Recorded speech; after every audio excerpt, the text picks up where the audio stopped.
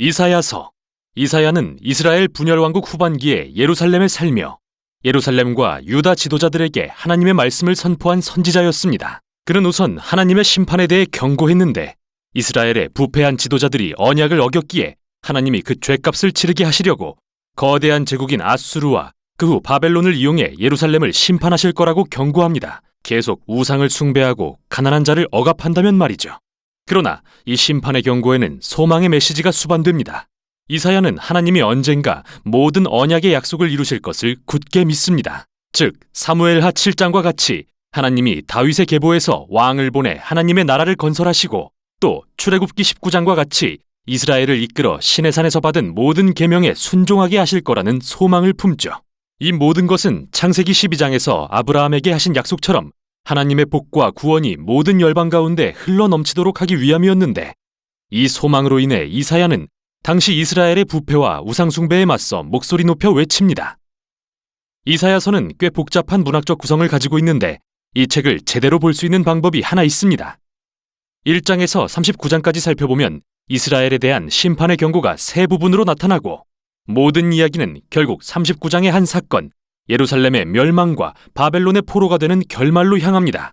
그러나 1장부터 39장에는 포로된 후 하나님의 언약의 약속이 성취된다는 소망의 메시지도 나타납니다. 40에서 66장은 그 소망의 메시지를 더 자세히 발전시키는 내용이고요. 우선 이 영상에서는 1장부터 39장에 초점을 맞춰보겠습니다. 첫 부분은 이사야가 본 환상으로 예루살렘에 대한 심판과 소망에 관한 것인데요. 이사야가 언약에 불순종하고 우상을 섬기고 불의를 행한 지도자들을 꾸짖는 걸로 시작됩니다. 하나님은 예루살렘을 심판하기 위해 이스라엘을 정복할 나라들을 보낼 거라 말씀하십니다. 이사야는 이것이 정결케 하는 불과 같아서 이스라엘에서 쓸모없는 것을 태워 회개하고 하나님께 돌이킨 남은 자들이 거하는 새 예루살렘이 세워질 거라고 말합니다. 또 이사야는 그제야 하나님의 나라가 임해서 온 열방이 예루살렘 성전에 나와 하나님의 공의를 배우고 마침내 평화와 화합의 세상이 도래할 것이라고 말합니다. 이 책의 기본 줄거리는 옛 예루살렘의 심판이 임해 정결케 된 후 새 예루살렘으로 거듭난다는 것인데 이 내용이 책 전반에 걸쳐 반복되고 점점 더 자세한 묘사들로 채워지게 되죠.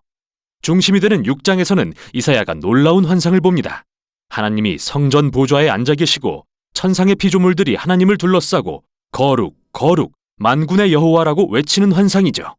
이사야는 갑자기 그와 이스라엘 백성이 얼마나 타락했는지 깨닫게 되고 하나님의 거룩하심 때문에 자신이 분명 죽을 거라 생각하지만 다행히 그렇게 되지는 않습니다. 하나님의 거룩하심이 타는 수채 형태로 입술에 닿았지만 이는 그를 멸하려 함이 아니라 오히려 그를 죄로부터 정결케 하기 위함이었죠. 이사야가 이 이상한 경험을 깊이 묵상할 때 하나님은 그에게 매우 어려운 임무를 주셨는데 그건 다가올 심판에 대해 계속 선포하라는 것이었습니다. 하지만 이스라엘은 돌이킬 수 없는 지경에 이르러서 경고를 하면 오히려 그들의 마음이 단단해질 게 뻔했지만 이사야는 하나님의 계획을 신뢰합니다.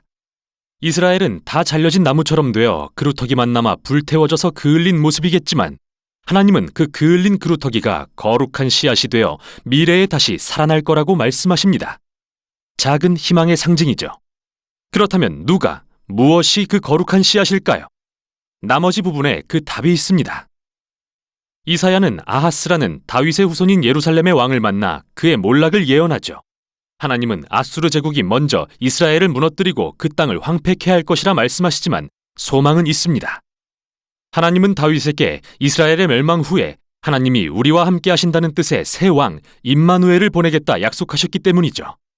임마누엘 왕의 나라는 그의 백성을 폭력과 억압의 제국들로부터 자유케 할 것입니다.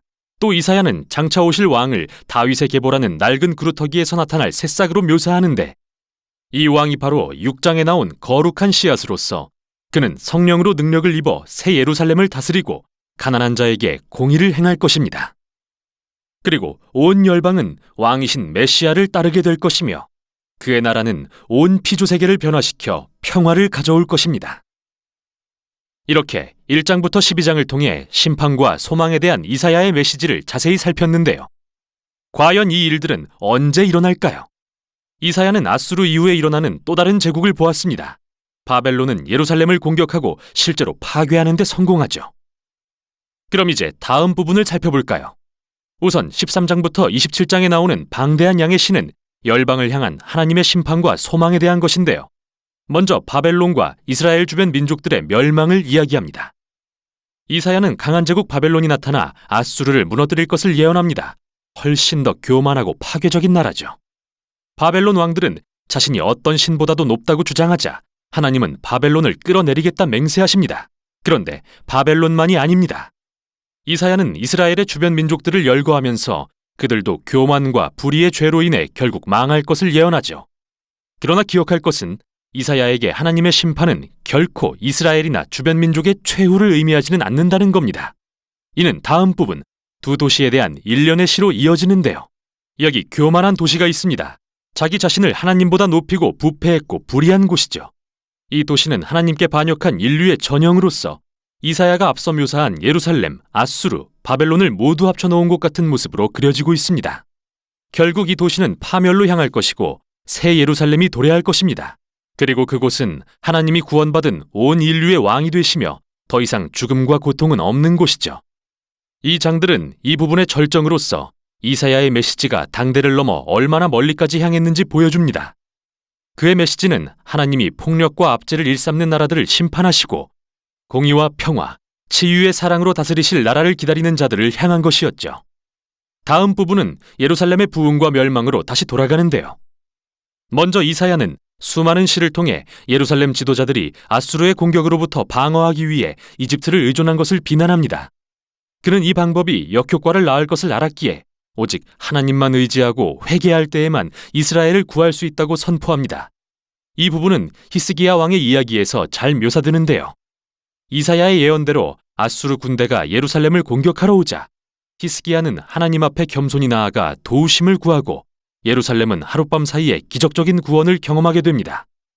그러나 이런 히스기야도 곧 몰락하고 마는데요. 그는 바벨론 사절단이 방문하자 예루살렘의 모든 보물과 성전과 궁전을 보여주며 환심을 사려고 했습니다.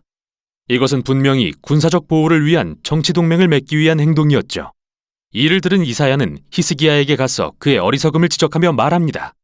동맹국이라 여겼던 바벨론은 그를 배신할 것이며 적이 되어 예루살렘을 정복하러 올 것이라고요. 그리고 열왕기하 24, 25장은 이사야의 말이 옳았음을 증명하죠. 그로부터 100년쯤 지났을 때 바벨론이 쳐들어와서 예루살렘 성과 성전을 파괴하고 이스라엘 백성을 포로로 끌고 간 것입니다. 이렇게 1장부터 39장까지 하나님의 심판에 대한 이사야의 경고는 현실이 되고 마는데요. 그는 참된 하나님의 선지자였음을 알 수 있습니다. 하지만 기억하세요. 하나님의 심판의 목적은 예루살렘을 정결케 하고 거룩한 시, 즉 메시아의 나라가 열방에 임하는 것임을요. 그리고 소망에 대한 이야기는 다음 부분에서 살펴볼 것입니다. 우선 여기까지 이사야 1장에서 39장이었습니다.